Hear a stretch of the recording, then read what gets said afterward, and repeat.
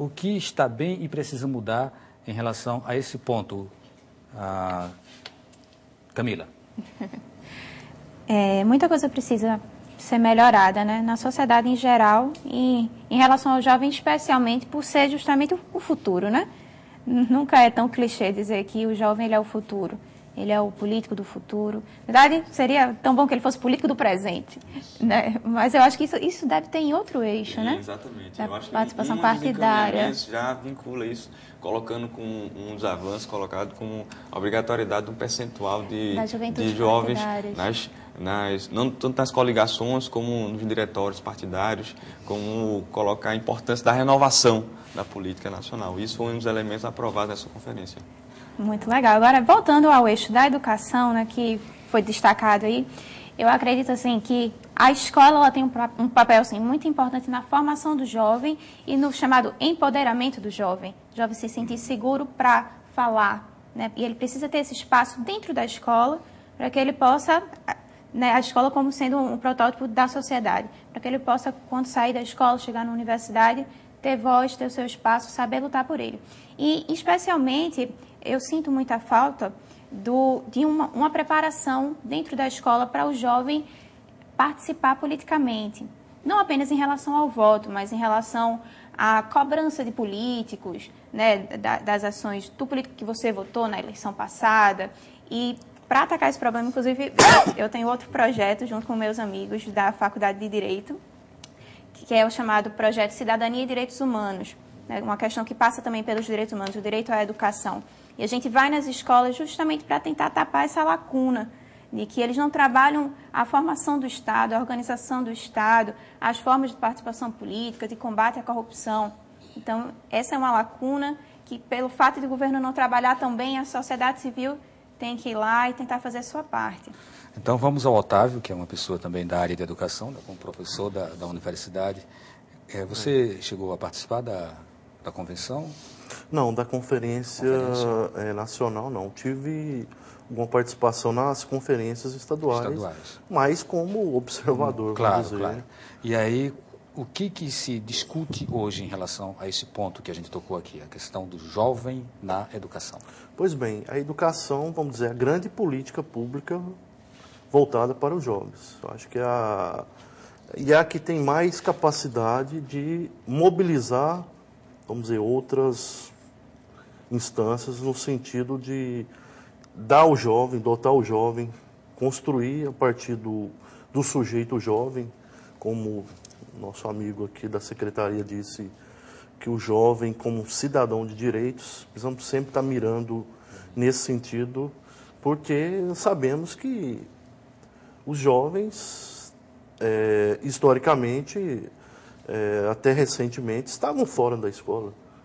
Por exemplo, em 2005, conversando com Regina Novaes, num seminário no Rio, quando apareciam alguns dados interessantes, por exemplo, 30% dos jovens nem estudavam nem trabalhavam. E começou a se constituir dentro da educação um paradigma de que a juventude precisa ser tratada no sentido integral. Por exemplo, escola em tempo integral, oferecimento, melhoria da qualidade da educação, a questão da participação. Por exemplo, tem escolas que ainda os jovens não participam no sentido de escolha dos dirigentes, do diretor, não tem assento nos conselhos gestores da escola e muito menos os próprios grêmios, no caso das escolas, que é vamos dizer, uma grande lacuna nesse sentido da educação. Mas, no sentido geral, melhoramos muito no acesso à educação.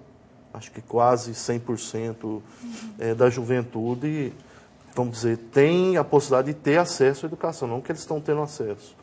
Mas melhoramos mais ainda na questão da qualidade de uma escola voltada ao entendimento, à compreensão dessas múltiplas juventudes, ainda está muito aquém, porque a escola não sabe quem é o jovem que está ali, não compreende e muito menos dialoga com essas realidades diversas da juventude, que é vamos dizer, a grande perda no sistema educacional. Isso em todos os níveis, até no nível universitário. A escola não conhece o jovem e não o torna, vamos dizer, um membro efetivo, capaz de participar e de interferir.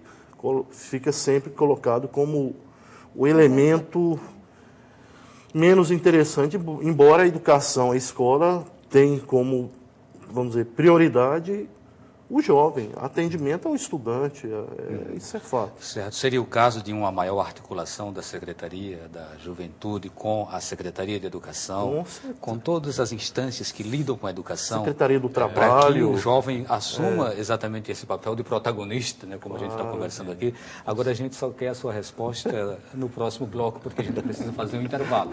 E lembramos que você pode participar do programa através do telefone 34236836, pelo e-mail opiniãotvu@gmail.com ou pelo Twitter @opiniãopr. E a gente volta daqui a pouco.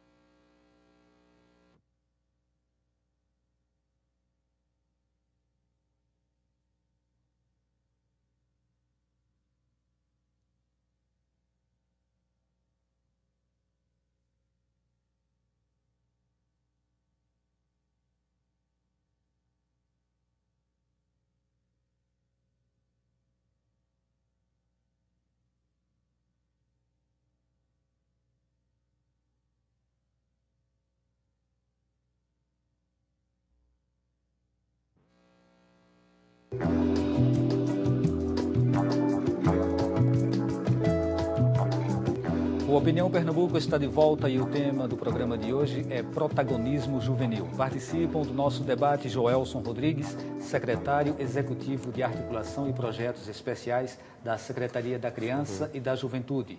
Otávio Machado, coordenador do programa Juventude, Democracia, Direitos Humanos e Cidadania da UFPE. E Camila Laurentino, da organização não governamental Reagir e Mudar. Bem, no bloco anterior, a gente perguntou até que ponto a Secretaria da Juventude ela tem a responsabilidade pela articulação dessas políticas junto às secretarias que tratam da educação em nosso Estado.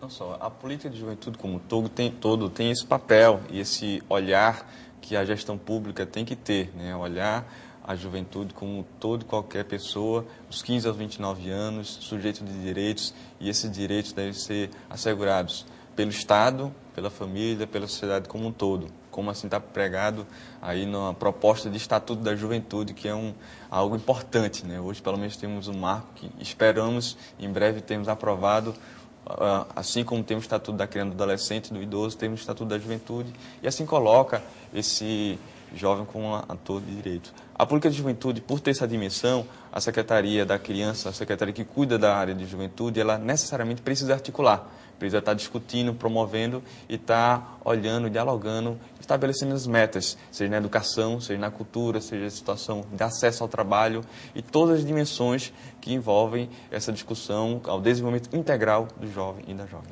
Foi defendida na conferência a implementação de um plano nacional de comunicação que permita o acesso dos jovens a esses meios. Isso aponta para a democratização dos meios, Otávio? Olha, a democratização dos meios de comunicação é, vamos dizer, uma reivindicação antiga e envolve amplos setores. Porque, vamos dizer, os meios de comunicação estão muito mais voltados para incentivar o consumo do que incentivar a cidadania. E que tipo de participação os jovens reivindicam? Olha, eu acho que a participação, inicialmente, vamos dizer, nos canais de comunicação, a questão da programação. Democratizar os serviços, vamos dizer, os serviços públicos de comunicação no Brasil, para que não fique na mão das empresas e dos empresários, mas que os jovens, a sociedade como toda, tenham um controle, não no sentido de censurar.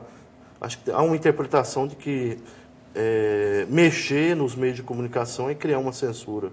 mas são serviços de utilidade pública e merecem toda a atenção, no caso dos jovens, no sentido de que eles possam estar contemplados em todas as suas dimensões, em todas as suas especificidades. Não no sentido de consumidor, mas no sentido de cidadão e no sentido de um cidadão que merece receber, vamos dizer, uma programação de qualidade, não uma programação que tenha o jovem apenas como um receptor, mas como um agente de produtor de cultura, de produtor de conhecimento e que tenha um caráter mais educativo nos meios de comunicação.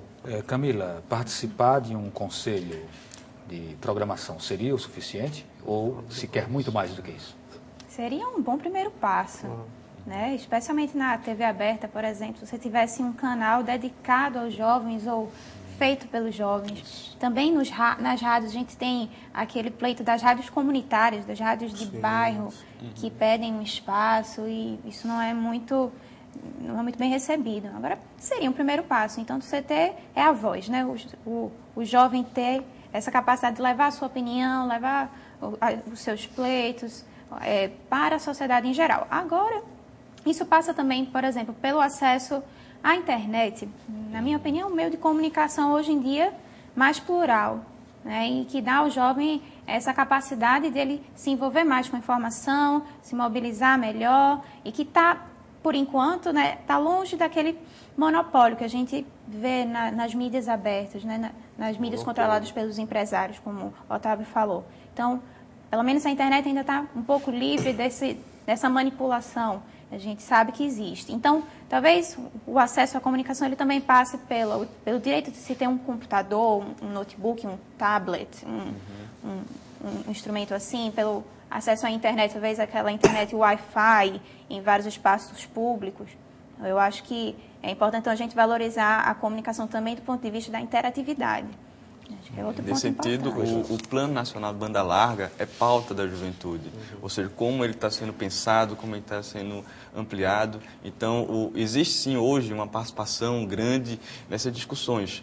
Plano Nacional de Banda Larga, as discussões com a partir de royalties do pré-sal, como isso pode e deve financiar a educação. Existe a discussão qual o investimento do PIB na educação, isso é pauta de juventude, tanto que até hoje existem jovens acampados lá na Esplanada, já nessa perspectiva, com essa agenda sendo colocada e tudo mais. E, inclusive, na comunicação, no acesso à comunicação, colocar a juventude como autor mesmo, para ele colocar a juventude como um grande produtor dessa ação de comunicação.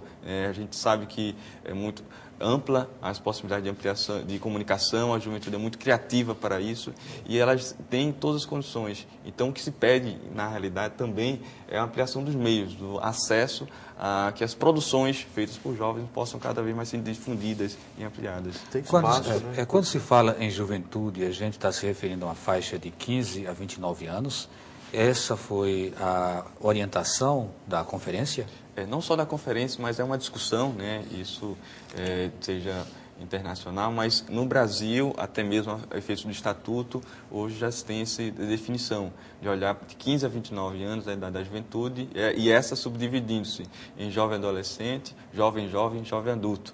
Ou seja, cada umas faixas etárias, olhando sobretudo o jovem que é de 15 a 18, como jovem adolescente. Ele é adolescente, mas já é jovem, e assim considerá-lo. O 18 a 24 anos, jovem, e o de 24 a 29 anos, o jovem adulto. Vamos então para um outro eixo, o eixo 2, e aí a gente tem a questão do território.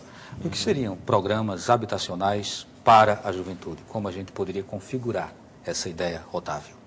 Olha, a questão do acesso, vamos dizer, à moradia digna, o acesso, vamos dizer, à possibilidade de você, no seu ambiente, poder andar livremente. Mas isso distingue, por exemplo, da vida que o jovem já pode ter dentro da sua própria família? Quando se fala essa política habitacional para o jovem, isso faz alguma distinção da relação familiar tradicional que hoje já é praticada? Ao meu ver, não só. Hoje em dia, como a gente olha esse jovem como um autor, agente estratégico de desenvolvimento, ele que tem todo o investimento na área da educação e que ele opta, em determinado momento, ingressar no mundo do trabalho, é pensar quais são as condições dele se integrar no mundo do trabalho e ele iniciar uma família. O jovem integrando sua família de forma digna, com habitação, com condições de vida dignas, com direito previsto na Constituição.